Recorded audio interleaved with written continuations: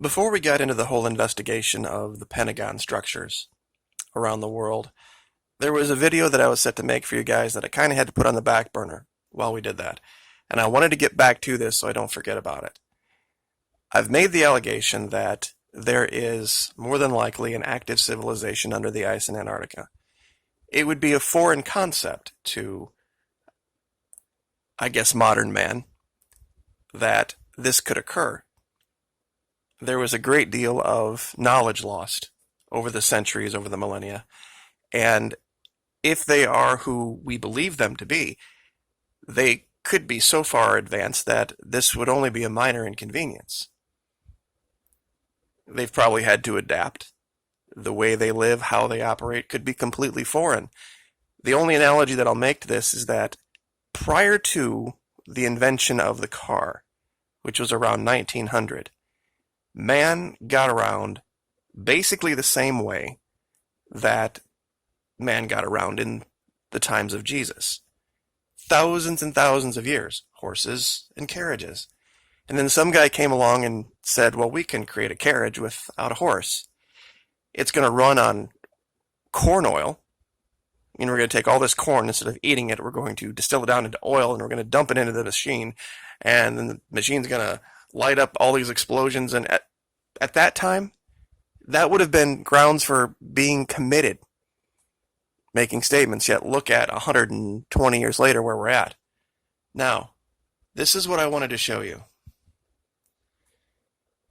Now, many would say that's just the way snow drifts. But it looks vaguely familiar. Do you notice how the snow is drifting around certain areas and not around others? You see, if you're making the allegation that these are just random blocks of snow, then tell me, why is it almost all of these random blocks of snow have places to walk in? There's a hole here on this one. And I can show you dozens more. Here as well. Almost every single one has something that looks like a door on the side of it. Some way in, some way out. And very strange things around it as well. Things that almost look like different types of craft.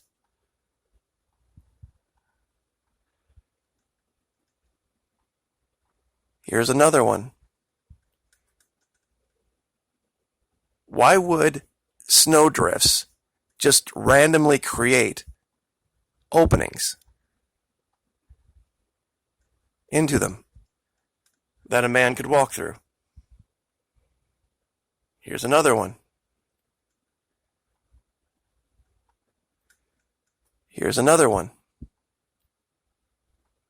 And you go through each one of these blocks, and literally every single one of them has a door. Now, I've seen snow and ice act in very strange ways in very cold weather. And yeah, can it make these kind of, I don't know what the word you would use for, kind of jagged structures? It sure can.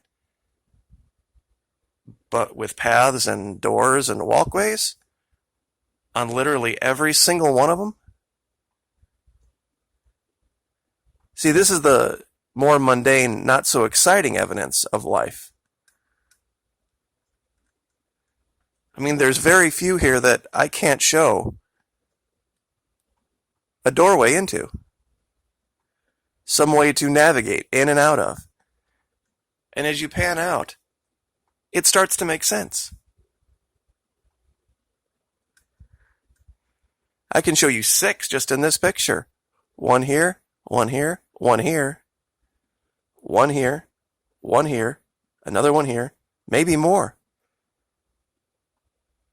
This looks like straight up a neighborhood, just covered in ice and snow. You know, that they don't make themselves part of our society? Well, can't really blame them at this point. But I'll show you a couple other things before we get out of this video. Now, this was kind of a tough one because there were so many different things in the area. And it all just kind of looked the same, like it's frozen over.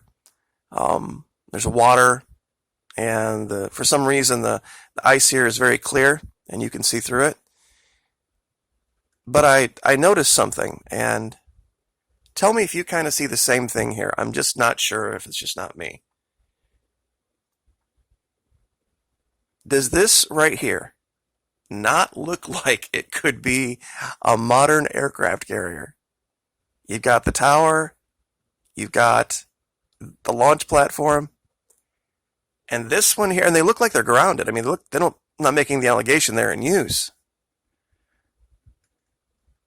But these look like ships of different style and type that maybe were flash frozen. This one here, this one here, this might have been a partially sunken one here. But this larger one,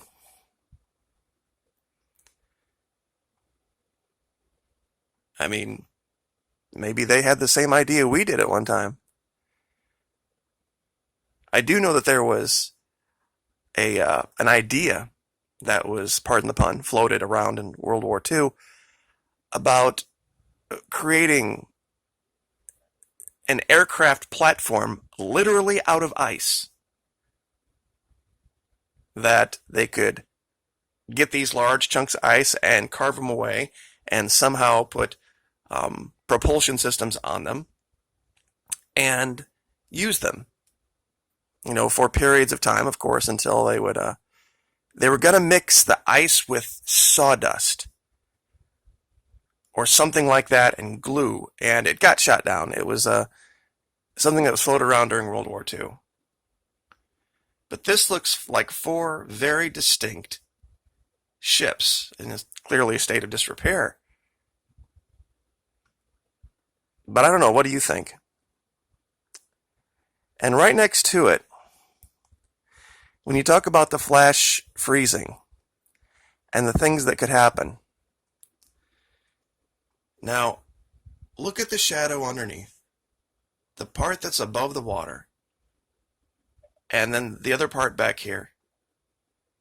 Could this possibly have been some type of large sea creature caught in mid-breach? I know it's kind of a tough one, because you can see this could be an island, and the change in the water around it could be just because of the island, and that could very well be. But when I looked at this, I'm like, that really looks like the shape of a very large whale. And this could just be a part that's above the water. And what's the last thing? All right. This one, I thought Google Earth Pro was malfunctioning.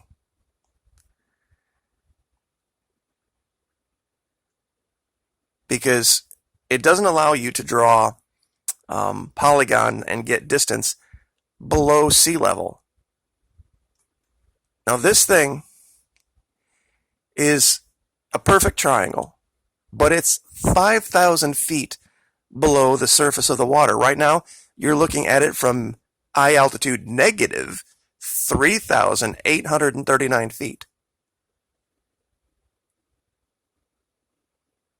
And it's just very weird, this perfect triangle.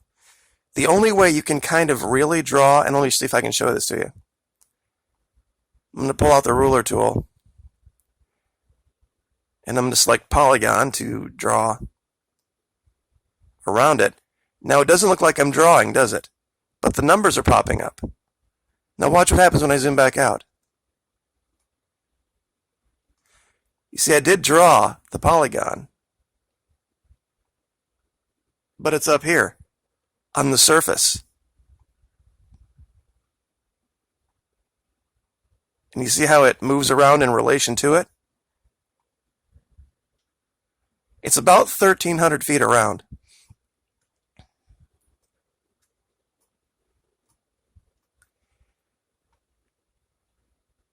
And I can't tell by perspective whether this thing is actually below, like this part of the triangle is below the seafloor and it's dented down in, or if we're looking at the shadow of this here. Because it doesn't seem like this would cast a straight line shadow. But it also doesn't seem like this straight line would cast this jagged shadow. But it might, depending on the angle of the light from the left. So very, very weird. And right next to it, something here that's got this purple glow to it. I can't really explain it, but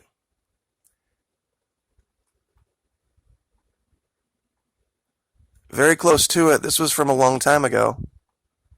We found this perfect square. And it doesn't change throughout the years. You can take this through, we're looking at the 2011 image. And you can go through all the years and this thing stays a perfect square on the seafloor. We're looking at it about 1,000 feet right now below. Through all the years.